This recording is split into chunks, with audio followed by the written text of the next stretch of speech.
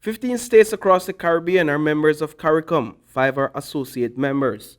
Among these members and associates, commonalities are shared in terms of both interest and challenges. Take, for example, the nation of St. Vincent and the Grenadines. They are advancing in the cannabis industry, an effort Belize can learn from. We have witnessed the first exportation of cannabis from St. Vincent and the Grenadines legally. And I must note that this cannabis is only for medicinal purposes, because we have gone the way whereby the legal space in St. Vincent and the Grenadines is only for scientific research and medicinal purposes. In January, St. Vincent exported 110 pounds of cannabis to Germany. Dairy production in Jamaica is another example of an industry relevant to Belize. Jamaica has significantly increased its dairy production, so much so that it can supply the entire region with its dairy products, including something used by almost every Belizean household. We have just successfully had approval after a three-year process to supply condensed milk to the region, for example, to be a major supplier for condensed milk. And then there is poultry. People across the Caribbean share an appetite for chicken. The president of Guyana conducted a study to show what foods can be produced and sold within the region. We import poultry. There's no need for us to be importing poultry. Or some of the grains, like corn and beans, the different meats. All of that can be grown here in the Caribbean. President Ali also looked at a number of root crops and a number of vegetables that are the main ones that we import into the region: broccoli, cauliflower, pumpkin, etc. And in addition to that, he then took 3 products for which there is great potential value added. There's a lot of palm oil, for example, imported into the region, but there's no reason why we shouldn't be using coconut oil, which in any event has particular health benefits.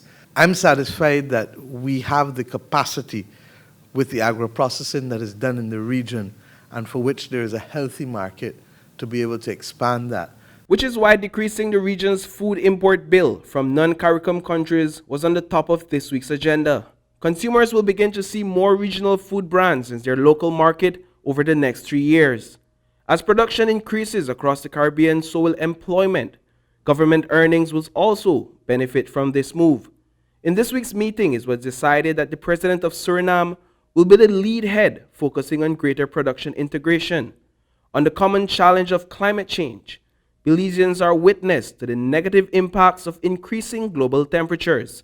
Sea levels are rising, and across the Caribbean, property and lives are being lost annually. Climate change continues to be a major issue for us, which we have agreed to put at the center of our work. This is vital. Warm water is fuel for hurricanes. Take, for example, the hurricanes Irma that struck the island of Antigua and Barbuda in 2007 as a Category 5 hurricane, or Hurricane Maria that struck Dominica in September of 2019, destroying 90% of the island's structures. Hurricane Dorian caused an estimated $3.4 billion in damages in the Bahamas.